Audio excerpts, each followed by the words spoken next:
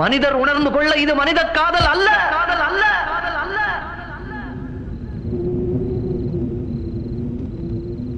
அதையும் தாண்டி புனிதமானது, புனிதமானது, புனிதமானது, புனிதமானது,